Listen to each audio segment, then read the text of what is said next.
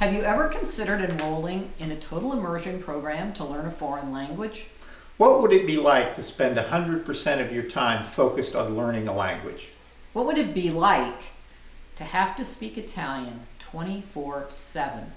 Well, come along with us because we're going to the Middlebury Language Program to spend 7 weeks speaking only Italian. But first, we have to get there. It's a 16-hour drive to the school from where we live. So we're going to split the trip into 2 days and stop to visit my family in Baltimore on the way. So we have about 50 minutes left to go until we get to Bennington, Vermont, where we will be spending the next 7 weeks. I'm feeling a little excited, fairly apprehensive about the whole thing. I think the first week is probably going to be pretty rough. I think it's going to be very exciting. I've got a bit of trepidation. I'm probably overconfident. I don't have tremendous trepidation. But we'll know more a little bit today, but certainly over the weekend. Okay, here we are in Vermont, finally after 2 days of driving. Yay, and we are 7 minutes from Bennington College. Kind of an ugly sign, but let's Looks see. pretty inside here. Let's see how the campus looks. I've never been here before. Now you may be wondering what we're doing at Bennington College when we're supposed to be attending the Middlebury College language program. Well, Middlebury teaches 15 different languages at its summer language program, and not all of those people can fit on the Middlebury campus in the summertime. So 3 schools are kind of offloaded to Bennington College, the Italian, Arabic, and Portuguese schools. So that's why we're here in Bennington instead of in Middlebury. And I must say, it's a bit of a disappointment for me because I did undergrad at Middlebury and would have liked to have spent the summer there. But alas, here we are at Bennington. Okay.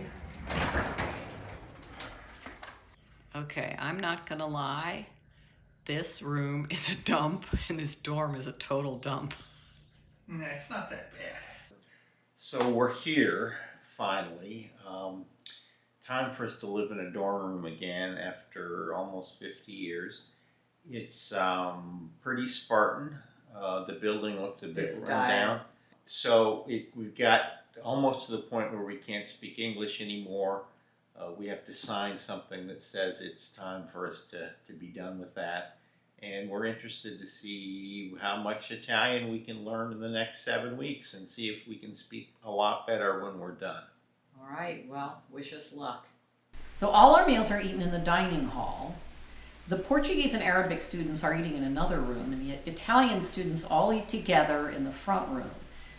We're separated so that each language school can abide by their own language pledge to speak only the target language for the entire summer. Dinner for the Italian school is at 7:30, and it's cafeteria style, just like being back at college. They have a pretty large assortment of food, and it's actually pretty good. And there's always some vegetarian and vegan options. Lots of tofu. Lots and lots of tofu. You go and pick a seat in your room, as Ann talked about, and you sit at a table with a mixture of students from all the levels. So you've got people who can speak a fairly good Italian along with people that are just starting at the very beginning. It's intimidating for them. And there's professors who will come and sit with you as well during these meals. So on the first night, we pick a seat with a couple of beginners. And okay, so they're not really strict about the language pledge on the first night because frankly, we haven't signed the language pledge yet. And they want to give the beginners kind of a break. But I must say that the beginner students are like deer in the headlights. Everybody's chattering Italian around them and they have no idea what's going on. But, we muddle through and we translate and we help them and they get through dinner. After our first dinner, there was a get-to-know-you party.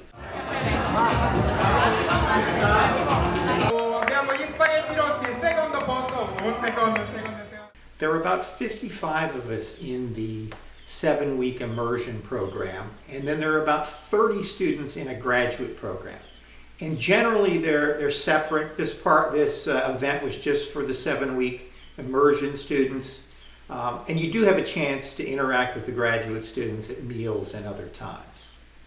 Surveying the group, we saw mostly people in their 20s, but then of course there were people also in their 30s, 40s, 50s, and 60s.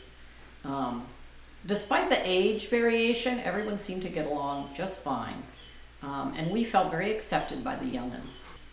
Saturday started with a mandatory diversity, equity, and inclusion training, followed by a preliminary meeting with the class we had been assigned to based on the placement test that we took before coming to school. Students have been assigned to one of 4 levels. There's a level 1 for total beginners, a level 1.5 for people that know a little bit of the language, a level 2 for intermediate students, and a level 3 for advanced students. And that's the level where you know most of the grammar and a lot of vocabulary, and you can converse reasonably well. I was still a little squirrely about being assigned to level 3 and thinking I really didn't belong there. But I went ahead to the first class to see what I thought about it. And what we did in the first class was our professor Lorenzo divided us into groups of 2, and we were supposed to tell each other about ourselves, and then each of us had to present the other person to the rest of the group. So it's kind of a get to know you exercise. Well, at that point, there was an uneven number of students. So Lorenzo paired himself with me, and I wasted no time telling him that I was in the wrong class. But he disagreed and said, hey, don't worry about it. You know, give it a few days, and if you still feel uncomfortable, then we can make a change. I'd been telling her the whole time that she was in the right level, but it's one of those times where she just didn't really believe me. Well, I will say I had no problem understanding anything that was said. I understood all the basic grammar points that we were talking about, and my vocabulary is pretty decent. But where I really fall short is on the conversational Italian. I felt that at least half the other people in the class could speak more fluently than me. Dinner that night was followed by a bingo game, an Italian bingo game called Tombola, which we competed in small groups. The activity was led by Giovanni, who led almost all the activities, and it was very entertaining. You would think he had been a GO at Club Med or director of activities on a cruise ship. Sunday we had free time until the afternoon, when we had the convocation ceremony and the signing of the language pledge. This was a big deal, and the head of the whole Middlebury language program drove the 2 hours down from Middlebury to swear us in. From here on, we were not allowed to speak English. They were pretty strict about enforcing this pledge. There were signs all over campus that said, respect the language pledge. And after that time, we really didn't hear people speak English. People went along with this as a serious commitment. On Monday morning, school started in earnest, with classes beginning at 9 o'clock. The advanced level, or level 3, which is what Ed and I were in, was structured as follows. We started at 9 with 50 minutes of grammar. And this was largely a review of topics that most of the people in the class had already studied, but there were some interesting nuances as we went through it. We had a short break, 10 minutes, and then we went into the history and culture part of the class. We really started in the Roman Republic and covered all the way through into the 1900s.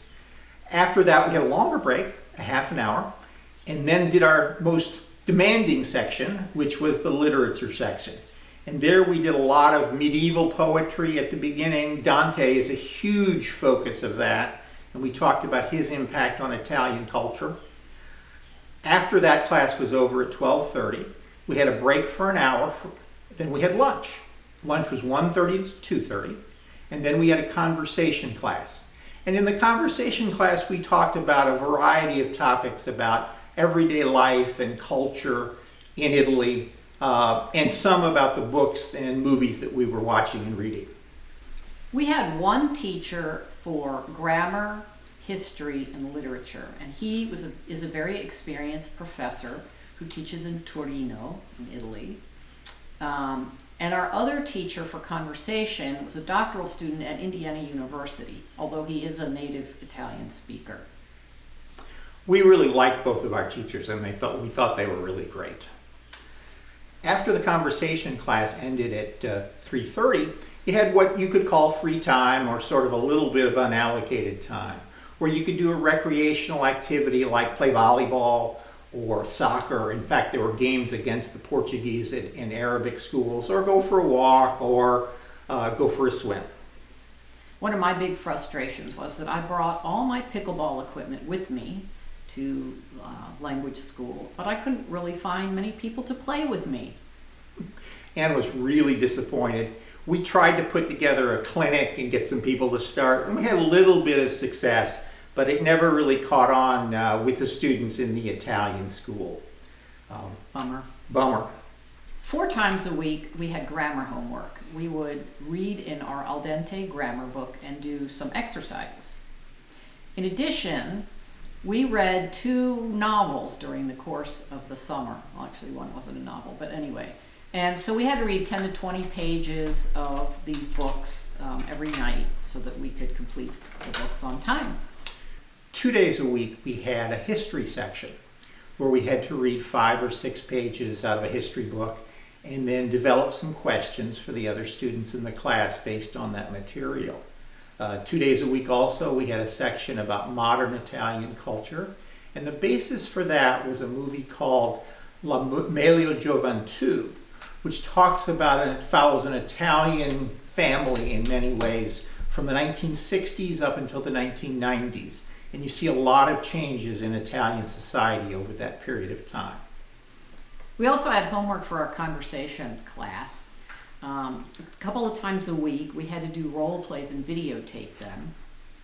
And then we also had to each week pick 10 new words that we didn't know and then write a sentence using those words correctly. Finally, we had to give 2 oral presentations during the course, one about literature and one about history. And we would say that these are among the more valuable things that we did. As much as I hated having to do it, it was useful. Even though they were quite challenging, because you needed to develop a presentation in Italian and then get up in front of the class and deliver it. And in many cases, that's a difficult thing for people to do, but a very valuable activity. Yeah. I wish we had done more of those. Me too. Sort of. Sort of. In addition to the academics, the school had lots of extracurricular activities throughout the summer. For example, on our second Sunday there, we took a bus to Saratoga Springs to see an Italian opera called Don Pasquale. In addition, on other nights, after dinner, for example, we would have activities like movies, lectures, concerts. We did trivia nights. We did karaoke. Ed didn't do karaoke. I don't do karaoke either, but it was fun to watch.